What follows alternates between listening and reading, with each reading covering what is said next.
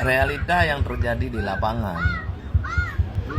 Bermacam ragam kesombongan orang, baik secara langsung maupun secara tidak langsung. Nah, yang langsung sombong mungkin dengan pencapaian genyan dari awal hana moto kana moto laga, dari awal hana rumo laga kana rumo mewah, sehingga sebahagian orang yang langsung sombong luar biasa. Nah, yang hana langsung secara tidak langsung sombong kan, seolah-olah kalian paling bisa, seolah-olah yang paling kaya. Tetapi hana sadarnya di atas langit masih ada langit. Tapi seolah-olah kalian paling bisa, paling hebat, paling memiliki uang banyak. Cara berbicara gak beda, cara berjalan gak beda, cara duduk gak beda, macam. Yang kedua, kesombongan mungkin tercapainya cita-cita dalam jabatan. Mungkin ingin menjabat sebagai wakil rakyat, bisa duduk dalam parlemen. Sombong, bangkat ruwet gitu.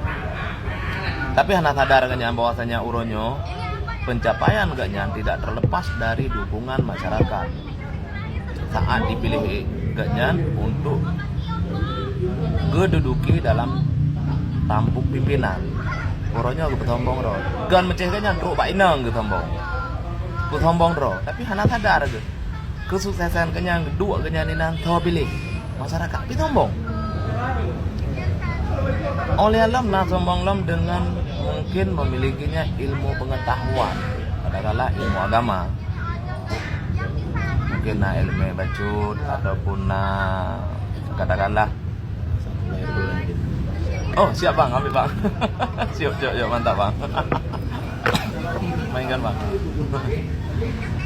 Ya, mungkin dengan pencapaian ilmu agama kalian merasa kalian paling malim, merasa kalian paling hebat, mungkin merasa kalian ahli dalam agama, secara tidak langsung sombong.